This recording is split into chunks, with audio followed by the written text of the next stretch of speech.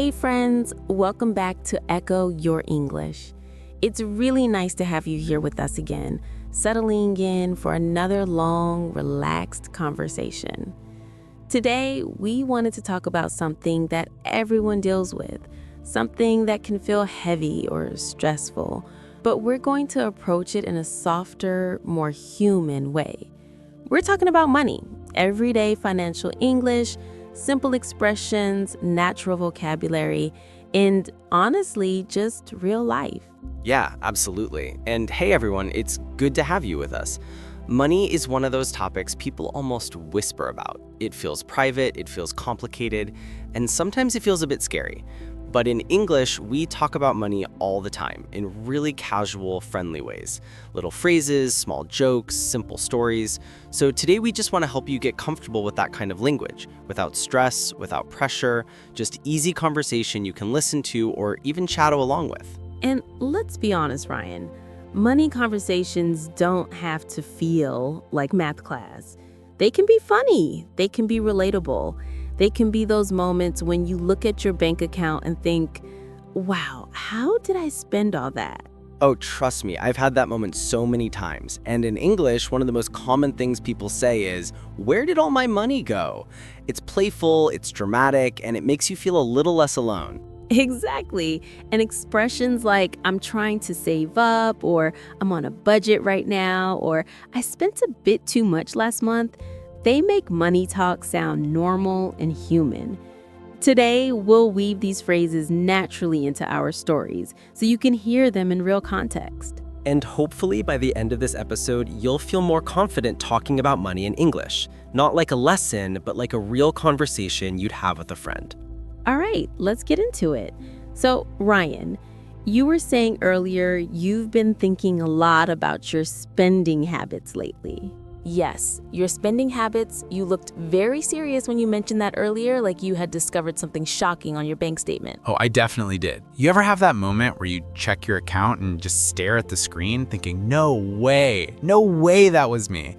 That was me last week. I realized I'd been ordering way too much takeaway food. And I don't mean occasionally, I mean several times a week. Several? Ryan, be honest. Was it several or was it many? Fine, many. It was many times a week. The worst part was when the delivery driver started greeting me like we were old friends. He actually said, "Back again?" with this friendly smile that made me feel both welcome and judged. That's brilliant and painfully relatable. I think that's something we all experience, especially when we're tired or busy. And in English, a really common phrase for that is, I got carried away. When you say, I got carried away, it means you didn't plan to spend so much, but you did. Oh, I definitely got carried away. And I realized that this habit, this little convenience was adding up. Adding up means small amounts becoming big over time. A few expensive meals here and there, and suddenly half your weekly spending is gone. Money has this way of disappearing quietly. And I think that's why conversations like this help. When you talk about money openly, in simple language, it becomes less scary. For example, I've been trying to save up for a small trip, and that phrase, save up for, is so useful. It doesn't mean saving in general. It means saving for a purpose. Right, saving up for something specific. I love that, and it keeps you motivated. But you know what changed my habits? I decided to cook at home more. I told myself, I'm trying to cut down on expenses. Cut down on means reduce, and honestly, it worked. I've been saving a decent amount every week without feeling deprived. I love that because money conversations don't need to be about shame. Sometimes it's just tiny changes, tiny wins. And when you use everyday English to express it, cutting down, saving up, on a budget, broke this week, it suddenly feels normal, friendly, human. Exactly. And speaking of being on a budget, I had a funny moment last month. So last month, when I told myself I was on a budget, I actually meant it. I was trying so hard to spend less that I became a completely different person. You know me, I'm pretty relaxed with money, but suddenly I was comparing prices on everything.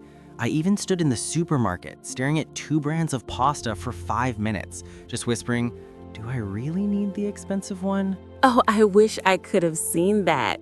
You in a supermarket aisle having an emotional moment with pasta. It was a full drama. At one point, I even said out loud, "No, Ryan, stay strong." And a woman next to me quietly walked away like I was having a breakdown. But honestly, I learned something important. Being on a budget doesn't mean being miserable. It just means being aware. And being aware, that's another useful expression for learners. It means noticing your habits, paying attention. That's such a good point. And you're right, budgeting doesn't have to feel like punishment. You know, when I first moved to the city, I was pretty broke. And broke in English just means you don't have much money at the moment. So I started doing something called tracking my spending.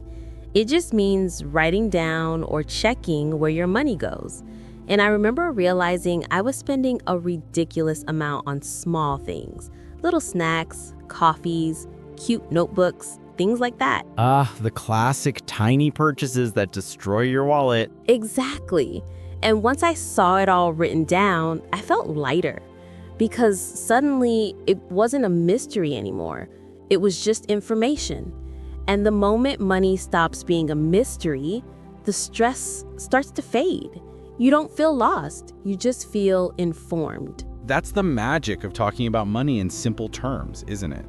When you say things like, "I'm trying to cut down," or "I'm watching my spending," or "I can't afford it this week," it stops feeling awkward. It becomes normal. It becomes honest. And honest conversations are easier to manage, especially when you're learning a new language. Using these expressions helps you talk about real life. Not perfect, not polished, just real. Definitely. And speaking of real life, I had this moment last week where I almost bought something I absolutely did not need. So picture this. I'm walking past this tech store, right? And in the window, there's this shiny new pair of headphones. They looked so perfect, like they were calling my name. And for a moment, I thought, I deserve this. I've been working hard. Why not? That's such a common thought when we're tempted. Why not? It sounds harmless, but it's dangerous if you're trying to save money. Ugh, I know that feeling far too well. That tiny voice that says, treat yourself. It's friendly, it's comforting, and it's expensive. Exactly. And here's the funny part. I already have perfectly good headphones. They work. They sound great. But suddenly, I convinced myself that I needed the new ones. And that's when a really helpful English phrase came to mind: impulse buy. An impulse buy is when you buy something suddenly without planning or thinking. Such a useful phrase. And we all do it. You walk into a shop for one thing, and you walk out with 5 things you never planned to buy. That's a classic impulse buy moment. But what happened with the headphones? Did you give in? I didn't. I actually walked away. I told myself I was trying to be financially responsible, another very grown-up English phrase. It just means making smart choices with your money, even when you don't feel like it. And honestly, I felt proud. You should. That's such a big win. And I love that phrase, a win. In English, when something goes well, when you manage to control a habit or make a good choice, we call it a win.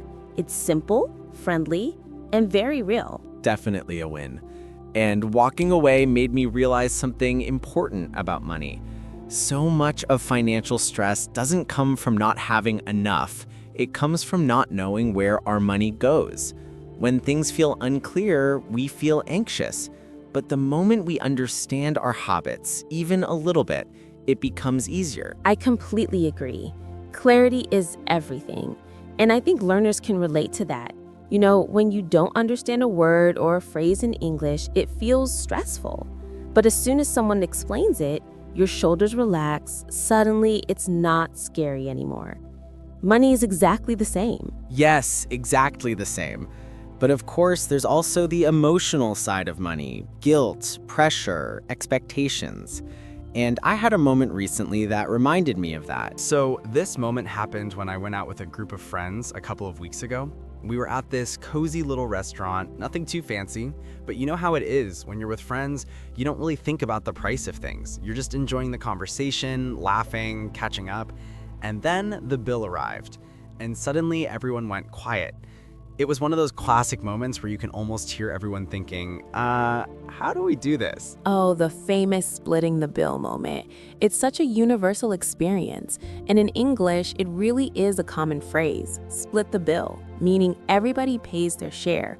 But sometimes that share isn't as small as you expected. Exactly. I looked at the total and felt this tiny pinch of guilt, not because I couldn't pay, but because I knew I had been trying to stick to a budget. And then one of my friends said, let's just split it evenly. And inside my head, I thought, evenly? Really? Even though I ordered the cheapest thing on the menu? But I didn't say anything, I just smiled.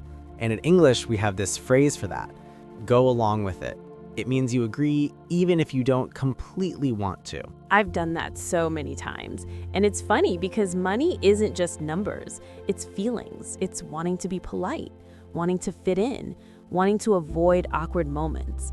I remember once I was broke for the month, totally broke, and someone suggested going to this expensive brunch place, and I didn't want to say no, so I went, even though inside I was thinking, this is a terrible decision. That's so relatable, and that's why talking about money without guilt is important. Just simple, honest sentences like, I can't afford that right now, or let's go somewhere cheaper, can make such a big difference. They're friendly, they're normal, and they're very useful for learners. Absolutely. And saying, I can't afford that, doesn't mean you're poor.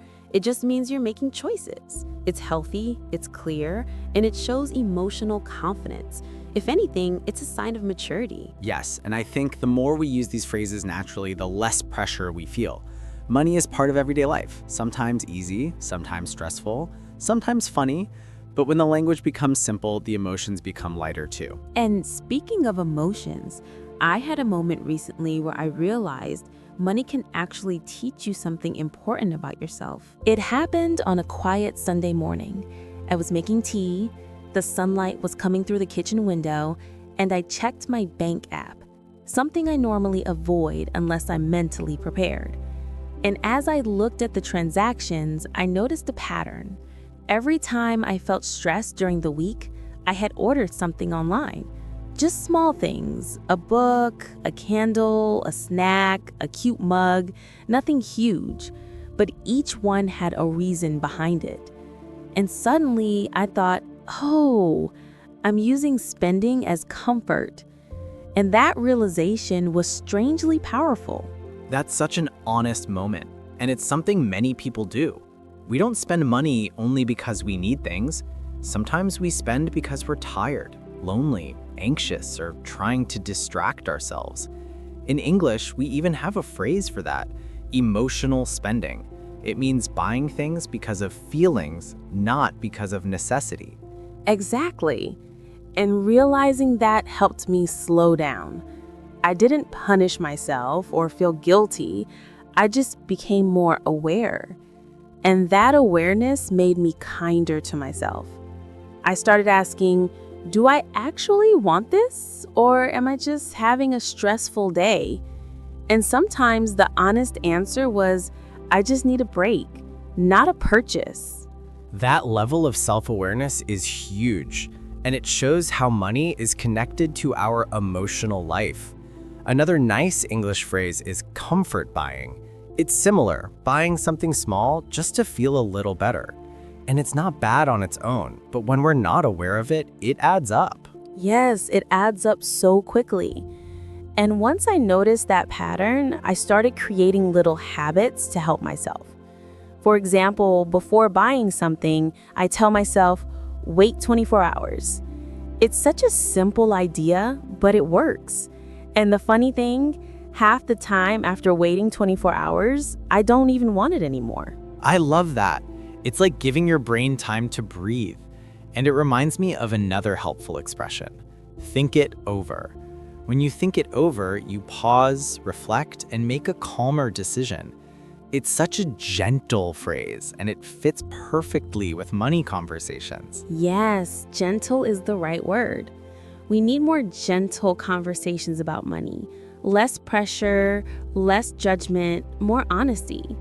And that's why we're talking about this today, to show learners that money vocabulary doesn't have to be stressful or technical.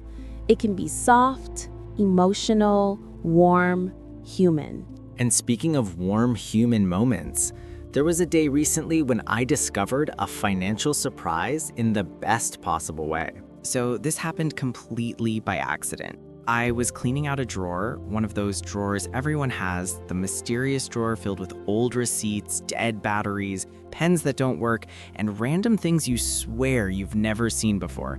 And while I was digging through it, I found an envelope. It looked old, a little crumpled. I opened it, and inside was money, actual money. Not a lot, but enough to make me whisper, "No way!"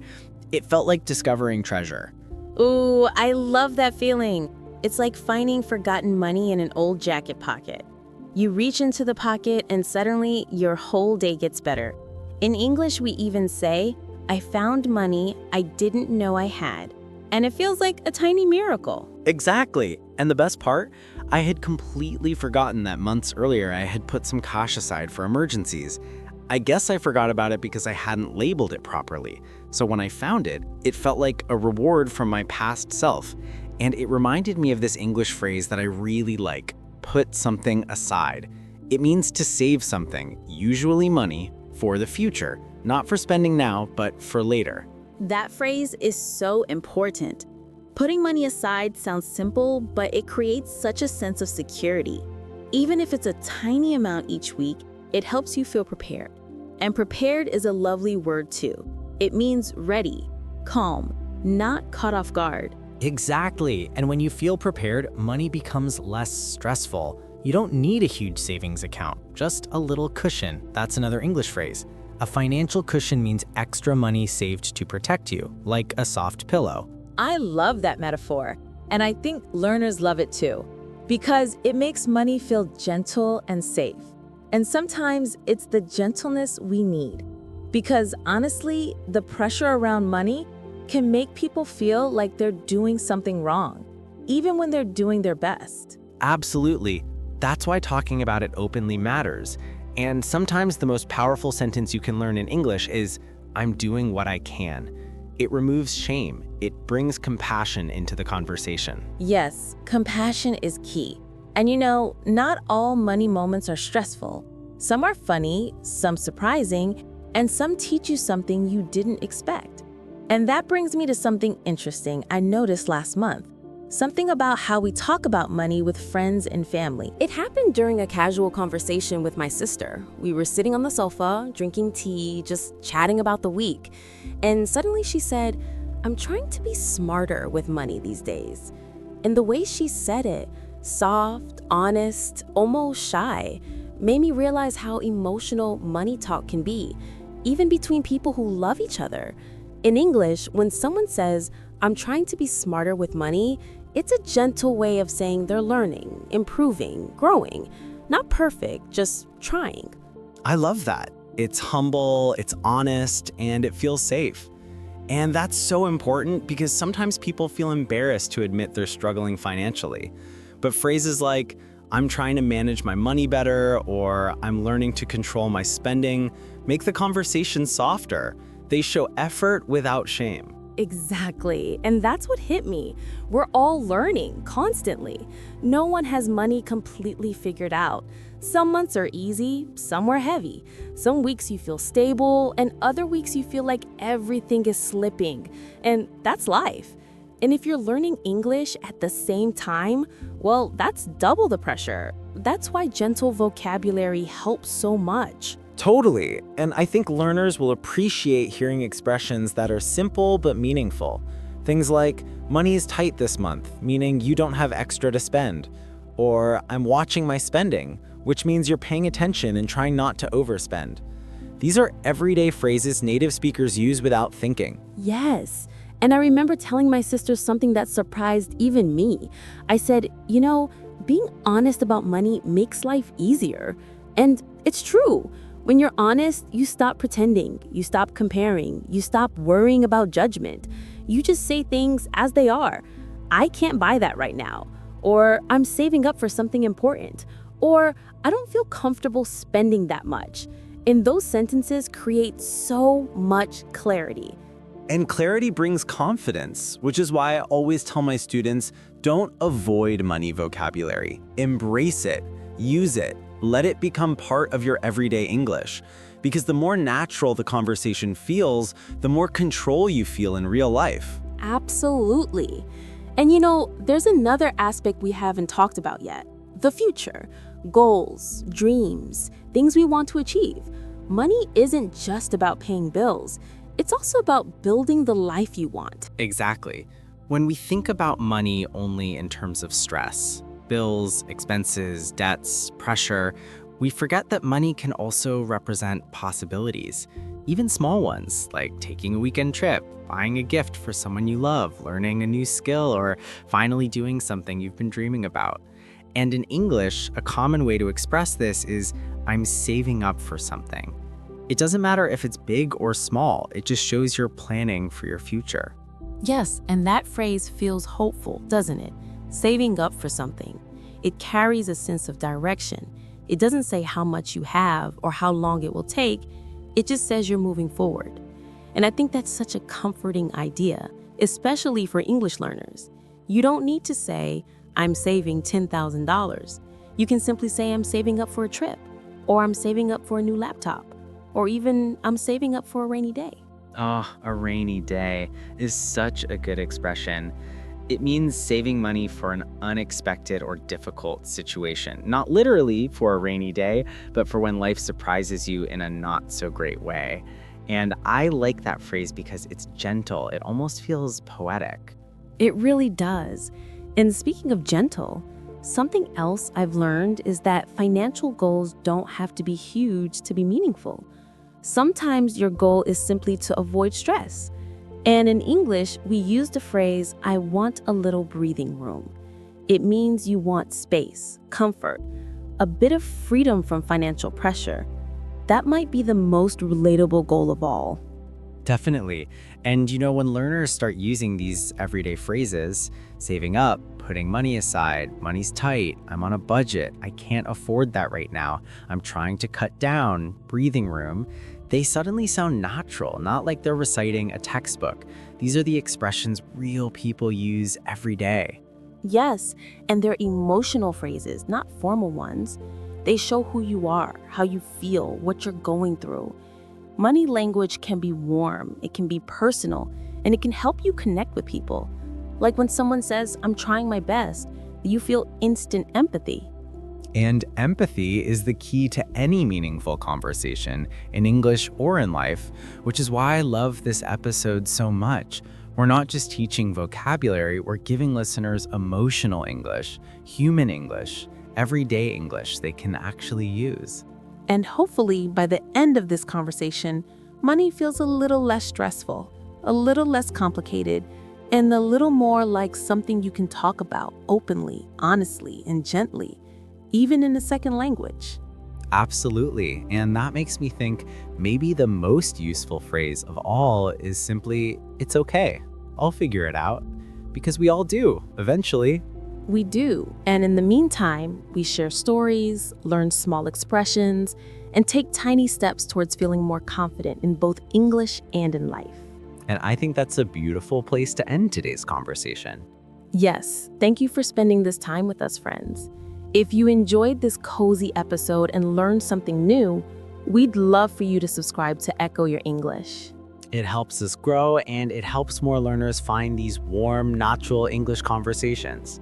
Take care and remember, you don't have to be perfect. Just keep going, keep learning, and keep echoing your English. And before we really wrap up, I just want to say something to anyone listening who might feel a little overwhelmed by money right now. You're not alone, seriously. Everyone goes through phases where things feel tight, or confusing, or unpredictable. And it doesn't mean you're doing anything wrong, it just means you're human. Yes, absolutely. And if English is your second language, remember you're juggling two big challenges at the same time: managing your life and learning a whole new way to express yourself.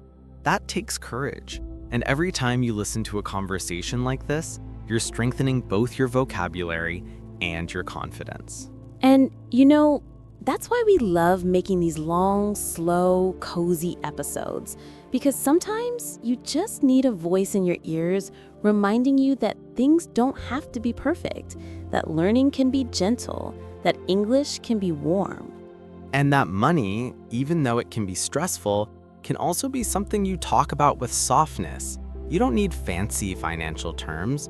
You just need simple, friendly English to express what's happening in your life. Things like, I'm trying to be careful, or I'm saving up little by little, or even, I'll figure it out. Those small, honest sentences can carry so much strength. And if one phrase from today stays with you, I hope it's this idea of little by little, whether it's money, learning English, building new habits, or taking care of yourself. Everything grows little by little, one step at a time, one choice at a time, one conversation at a time. And we're really happy you chose to spend one of those moments with us today. Truly. If this episode made you feel calm or comforted or inspired to learn a few new expressions, we'd love it if you subscribe to the channel. It helps us keep creating these long, gentle English conversations for you. And of course, feel free to come back to this episode anytime you want to practice listening or shadowing. Let it be part of your routine. A quiet moment where you learn, breathe, and improve naturally. Thank you for being here. Take care of yourself, be gentle with your money, be gentle with your English, and we'll talk to you again very soon.